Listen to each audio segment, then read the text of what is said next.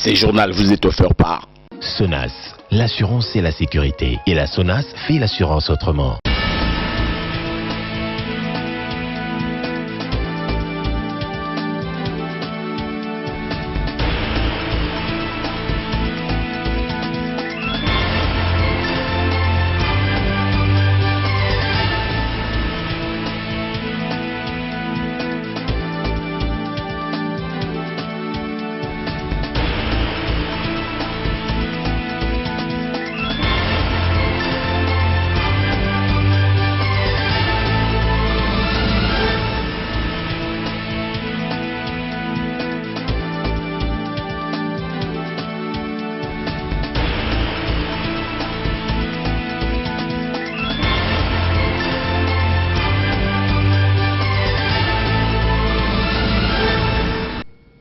Arc News pour vous informer, mesdames et messieurs, bienvenue à cette édition du début de la semaine. Ouvrons cette session d'information à la primature. Le Premier ministre Jean-Michel Samalou Koundé a présidé ce samedi 17 juillet 2021 à l'hôtel du gouvernement la réunion d'évaluation de préparatifs de la 9e édition des Jeux de la francophonie prévue en République démocratique du Congo. Grâce Diomi pour les détails.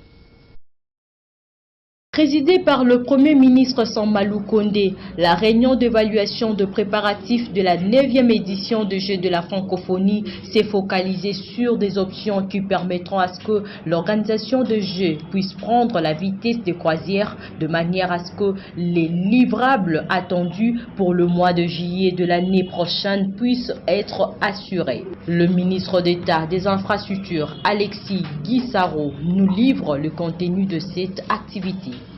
Sous l'autorité et la conduite de son Excellence Monsieur le Premier ministre, il a réuni toutes les structures impliquées dans l'organisation des 9e Jeux de la francophonie.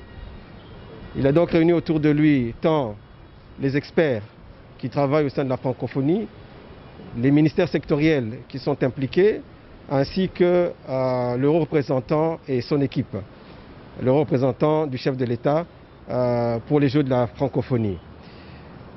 Autour du Premier ministre, nous avons évalué la situation aujourd'hui de l'organisation des Jeux et le Premier ministre nous a donné des options très claires qui permettront, je crois, désormais que les Jeux ou l'organisation des Jeux puisse prendre la vitesse de croisière de manière à ce que le livrable attendu pour le mois de juillet de l'année prochaine puisse être assuré. On prépare à cette séance de travail les experts et ministres sectoriels du budget, de finances et de la santé, pour ne citer que cela, le tout sous la coordination du Premier ministre qui s'est permis de réunir toutes les structures impliquées dans l'organisation de ces Jeux qui auront lieu à Kinshasa du 19 au 18 août 2022.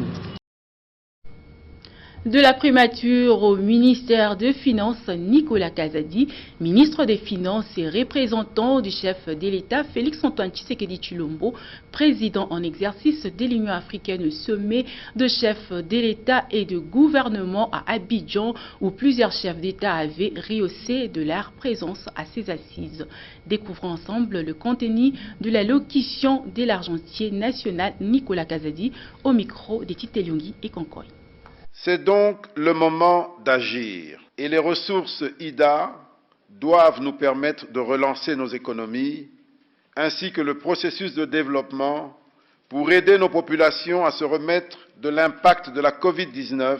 Nous nous engageons à poursuivre les efforts de mobilisation des recettes fiscales et à utiliser de façon transparente et efficiente les ressources mobilisées tout en renforçant la gouvernance. Je remercie Monsieur le ministre des Finances. Je lui demande de transmettre au président Tshisekedi, président de la conférence des chefs d'État de l'Union africaine, nos sincères remerciements.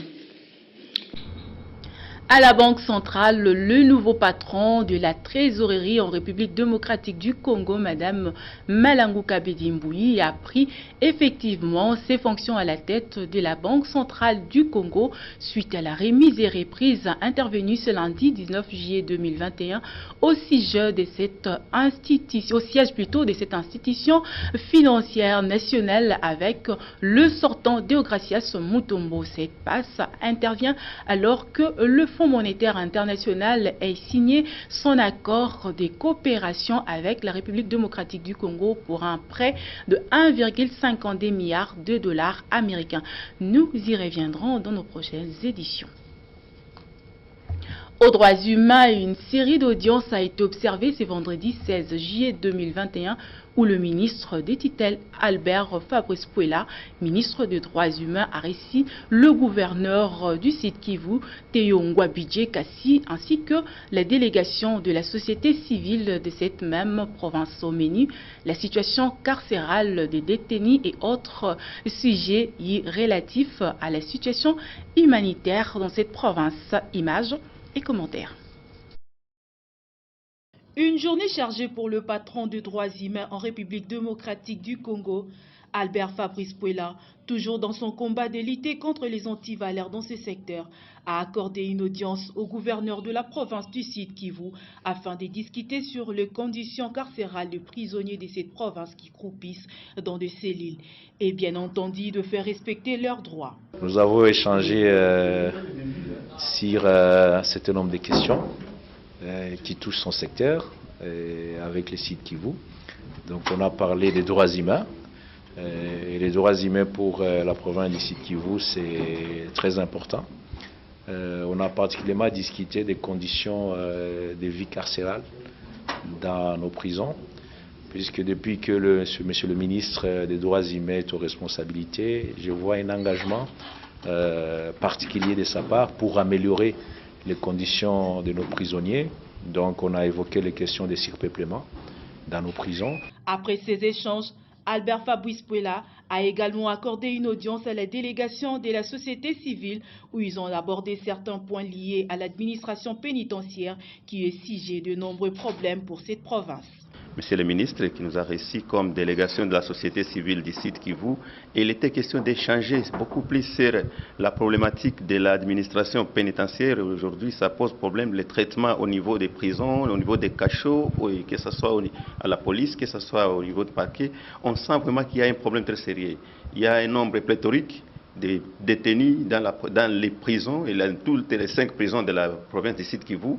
Et on a aussi échangé sur les questions qui touchent les violations des droits de l'homme dans des sites miniers. À fin de compte, Albert Fabrice Pouela, déterminé à examiner non seulement le problème causant la violation des droits de l'homme dans le pays, mais aussi et surtout de proposer des pistes de solutions dans les secteurs des droits humains.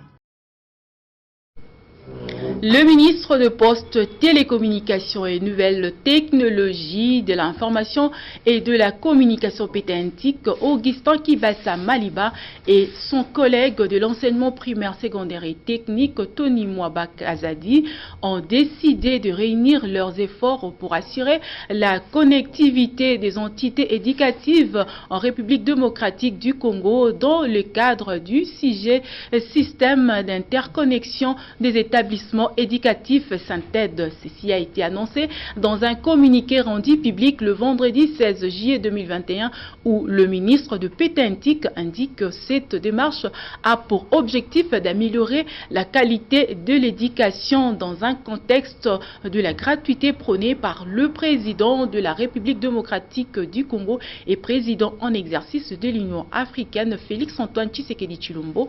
Augustin Kibasa Maliba a par ailleurs souligné que son ministère dispose de tout mettre en œuvre pour la réalisation de ces projets qui visent un grand nombre d'entités éducatives. Santé à présent, les hommes en blouse blanche ont radicalisé leur mouvement des grèves ce lundi 19 juillet 2021. L'annonce a été faite lors d'une réunion de restitution rendue publique par le secrétaire exécutif provincial du syndicat national de médecins, Dr Patrick Boloko, au siège provincial de cette structure sanitaire. Grâce Diomi pour les détails.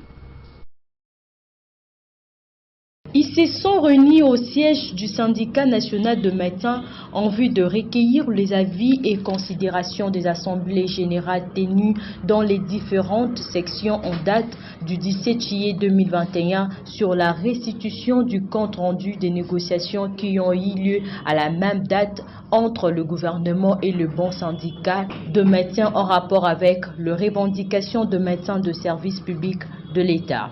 Suivez le contenu de ces rapports lus par le secrétaire exécutif provincial du SINAMED, ville de Kinshasa, Dr Patrick Boloko. Il ressort de l'analyse de ces comptes rendus ce qui suit. 1. Les propositions du gouvernement restent de simples promesses sans aucun protocole d'accord signé avec un chronogramme bien établi. 2. Le gouvernement repousse en 2022 les résolutions d'ordre pécuniaire alors que le panier de la ménagère du médecin est sérieusement affecté à ces moments. 3. Les promesses non tenues des gouvernements successifs laissent les médecins sceptiques. De ce qui précède, le médecin membre du SINAMED de la ville-province de Kinshasa ont opté pour le durcissement du mouvement de grève sous format radicalisation. Notez que la grève étant nationale, les PV seront transmis au bureau exécutif national pour compilation qui se fera lundi 19 juillet 2021 à 15h30. Il faudrait rappeler qu'en date du 17 juillet 2021, le gouvernement s'était engagé de répondre progressivement à toutes les revendications légitimes de médecins qui, malheureusement, n'ont pas abouti. Le ministre de l'Enseignement supérieur et universitaire Moïndo Nzangi, accompagné de ses collègues, notamment celui de la recherche scientifique et innovation technologique José Panda Kabangou et celui de l'agriculture, ont visité ce vendredi 16 juillet 2021 les sites de Yangambi et l'Institut national de recherche agricole INERA. Le but poursuivi par cette délégation ministérielle dépêchée par le Premier ministre était celui de faire un état de lieu des difficultés dont fait face ces sites dans le but d'amorcer avec l'appui des différents partenaires sa relance pour assurer une autosuffisance alimentaire aux Congolais et Africains. La République démocratique du Congo en deuil, le cardinal Mosengo a bénéficié des honneurs dignes de son rang par le gouverneur de la ville de Kinshasa, Jean-Tiningo Bilambaka, lors de la descente de sa dépouille mortelle de l'avion jusqu'au lieu de dépôt de celle-ci à la cathédrale Notre-Dame du Congo. Grâce Diomi pour le détail. À l'issue de cette séance de travail entre le gouverneur de la ville, Jean-Tiningo Bilambaka, et les membres de la direction générale de recettes de Kinshasa, conduite par son numéro 1 Félicien Koulouta, le premier citoyen de la ville a bien... Le gouverneur de la ville-province de Kinshasa, Jean-Tiningo Bilambaka, revêtant sa casquette de chrétien catholique et converti de surcroît, s'est personnellement déplacé pour l'aéroport international de Njili pour accueillir la dépouille mortelle de son éminence, le cardinal Laurent Mosengo Passigna, en provenance de Paris. De l'aéroport, le cortège funèbre qu'accompagnait le numéro 1 de la ville s'est ébranlé pour la cathédrale Notre-Dame du Congo située dans la commune de Lingwala pour une messe d'action de grâce en la mémoire de l'illustre disparu. En effet, le gouverneur de la ville présent à cette célébration a eu l'occasion de rendre vibrant hommage au nom de Kinois et à son nom propre à cette légende de l'Église catholique en particulier et en celle de la République démocratique du Congo. Romaine et aussi grand acteur de la scène politique nationale, j'ai cité son éminence Laurent Cardinal Monsengo Passigna, vient de rejoindre la terre de ses ancêtres. À cette occasion, je porte la voix des Quinoises et Quinois pour présenter les condoléances particulières à la communauté catholique de la capitale en particulier et de toute la République démocratique du Congo en général. Il s'en est immédiatement suivi l'oraison funèbre de l'illustre disparu prononcée par le numéro 1 de la ville de Kinshasa.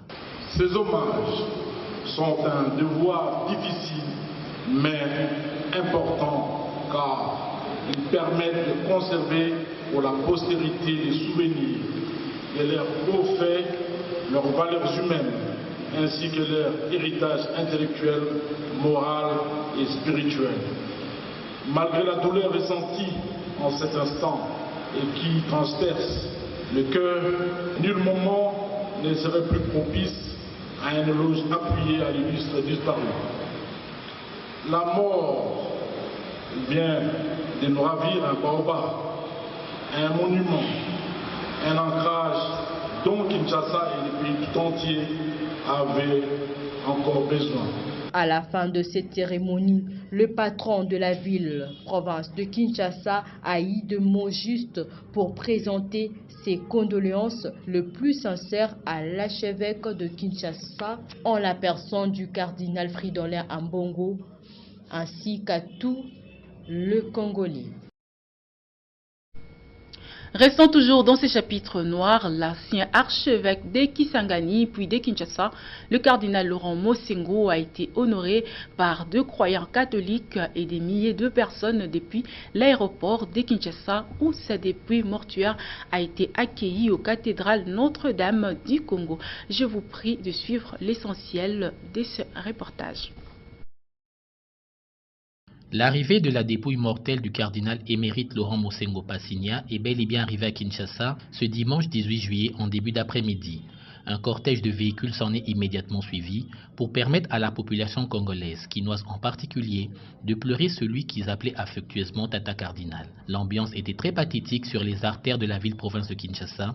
Le cortège funèbre s'est dirigé à la cathédrale Notre-Dame du Congo pour une messe de suffrage dite pour la circonstance par Monseigneur Moko, évêque d'Idiofa. Plusieurs officiels y ont pris part, entre autres le Premier ministre Jean-Michel Sama-Lukonde, le président de la Chambre haute du Parlement Bahati Moukouebo, y compris celui de la Chambre basse Simon Bosoko Diakpouanga, quelques membres du gouvernement, des chefs de mission diplomatique et bon nombre de paroissiens, fidèles catholiques, sont venus rendre les derniers hommages au cardinal émérite. Juste après cette célébration eucharistique, le corps de l'archevêque honoraire a été acheminé à la morgue de l'hôpital Saint-Joseph de Limete. La journée du mardi 20 juillet sera consacrée au recueillement à l'esplanade du Palais du Peuple où le corps de Monseigneur Monsengo y sera déposé, question de permettre à la population de lui rendre les hommages les plus déférents. L'inhumation interviendra le mercredi 21 juillet à la cathédrale Notre-Dame du Congo, située dans la commune de Lingwala. Peu avant la mise en terre, une messe d'action de grâce sera dite pour la circonstance par l'archevêque de Kinshasa, le cardinal Fridolin Ambongo. Un écran géant sera planté dans l'enceinte du lycée technique ISAM, étant donné que l'accès dans l'église sera conditionné par la présentation d'un jeton. L'homme qui a composé le chant Kinshasa Telema Ongenge s'en est allé, Lokumu Ezongana Kembo. Adieu Tata Cardinal, que ton âme repose en paix. La Direction générale de recettes de Kinshasa DGRK compte lancer un nouveau logiciel appelé télédéclaration et télépaiement. Cette application qui est créée dans le but d'apporter la solution pour la maximisation de recettes de la ville de Kinshasa a été présentée au gouverneur de la ville-province de Kinshasa, Jontiningo Bilambaka, ce vendredi 16 juillet 2021. Suivez. À l'issue de cette séance de travail entre le gouverneur de la ville, Gentilning Obilambaka, et les membres de la Direction générale de recettes de Kinshasa, conduite par son numéro 1, Félicien Koulouta, le premier citoyen de la ville a bien entendu toutes les explications du logiciel télédéclaration et télépaiement qui est conçu par les informaticiens de cette régie financière. Pour le directeur général de la DGRK, Félicien Koulouta, la réalisation de ce projet va pouvoir aider à booster les recettes de la ville de Kinshasa et à lutter contre le coulage qui est souvent provoqué dans les contacts directs entre les assujettis et l'administration fiscale. Nous sommes venus voir le gouverneur parce que la DGRK voudrait lancer dans les jours à venir la télédéclaration, télépaiement. Donc aujourd'hui, on essaie de dématérialiser les procédures de collecte de taxes et impôts à la DGRK et la digitalisation des paiements. Donc les paiements se feront en ligne. Les déclarations aussi se feront en ligne. Et c'est pourquoi on était avec les banques partenaires et aussi l'agrégateur pour expliquer le contenu de ce projet à son Excellence, Monsieur le Gouverneur, avant que nous puissions commencer la vulgarisation. Et nous venons de recevoir son go, son quitus. Pour ce qui est de la sécurité de ces logiciels, l'agrégateur a assuré à l'autorité urbaine que le système est sécurisé à 100% et a par ailleurs promis d'accompagner la Direction générale de recettes de Kinshasa dans la matérialisation de ce projet. Il est de noter que cette réunion s'est déroulée en présence des banques partenaires et des représentants de la Fédération des entreprises du Congo. Une note sportive. Dans cette édition, les Léopards de la République démocratique du Congo ont enregistré un précieux match nul face à l'Ouganda ce dimanche 17 juillet 2021 lors de la première journée de la phase de groupe du tournoi Conseil de Fédération de football d'Afrique centrale et de l'Est, CECAFA en sigle. Michel Ngongo nous en dit plus. Les Léopards de la République démocratique du Congo ont accroché les crânes de l'Ouganda, tenant du titre sur un score de 0 but partout, c'est dimanche 18 juillet 2021. Après un long voyage de Kinshasa pour Addis Abeba, sans avoir bénéficié de l'argent venu du pouvoir public congolais, les promus I-23 ont mouillé le maillot sur un terrain en altitude face à une équipe joueuse de l'Ouganda. Malgré les intentions de démarrer le tournoi avec plus de chances de réussite, le poulain du coach Jean-Claude Loboko n'a pas enregistré la victoire, mais plutôt ont montré la bonne application de n'avoir pas encaissé lors de cette première journée. La course s'annonce donc de plus en plus difficile avec ces résultats. Les deux adversaires du jour se classent 3e et 4e du groupe B, derrière l'Éthiopie et l'Érythrée qui se sont également neutralisés sur un score de 3 buts partout. La guerre est encore longue et populaire pour les fauves congolais. L'actualité internationale nous amène d'abord au Kenya où l'explosion d'un camion-citerne a fait 13 morts le samedi 17 juillet dernier. En Afrique du Sud, par contre, où le président Cyril Ramaphosa a visité les centres commerciaux vandalisés de Soweto après le pillage de la semaine dernière. Et puis en Europe de l'Ouest, les nettoyages semblent difficiles en Allemagne après des inondations dévastatrices qui ont fait un bilan des 191 morts. Enfin, en Angleterre, où nous vivons la dernière étape de la levée des restrictions sanitaires mises en place contre la Covid-19. Suivons donc ces condensés que nous propose Paola Guibangu. Après un carambolage sur l'autoroute près de Malanga, au nord-ouest du Kenya, un camion-citerne s'est renversé en perdant sa réserve de carburant, causant 13 morts et de nombreux blessés des suites d'une explosion. Un bilan qui pourrait s'alourdir selon la police kenyenne. Par ailleurs, Cyril Ramaphosa s'est rendu dimanche dans 3 centres commerciaux de Soweto, l'occasion pour le président sud-africain d'aider à remettre les commerces sinistrés par les violences et les pillages de ces derniers jours que le président a qualifié de provoqués, planifiés et coordonnés. En Europe de l'Ouest, 4 jours après les inondations catastrophiques qui ont ravagé la zone Remoni-Palatina et fait de nombreux morts, les habitants vident leurs maisons de boue de tout ce qui a été saccagé. Cette zone située dans le sud-ouest de l'Allemagne est une des régions les plus sinistrées. On y déplore la perte de 112 personnes sur un total de 160 dans le pays. Signalant par ailleurs que l'Angleterre jette les restrictions liées à la pandémie du coronavirus ce lundi 19 juillet. Une décision qui inquiète la communauté scientifique et des responsables politiques, d'autant plus la Covid-19 a fait plus de 128 700 000 morts au Royaume-Uni et les contaminations grimpent en flèche depuis des semaines. Cette note internationale met un point final à cette session d'actualité sur nos antennes, une édition de Jean Dédié Loenga, réalisée par Papi Fala Louyeye sous la coordination de Thierry Ngaka. Bonne suite de programmes en compagnie de Arc TV. Au revoir.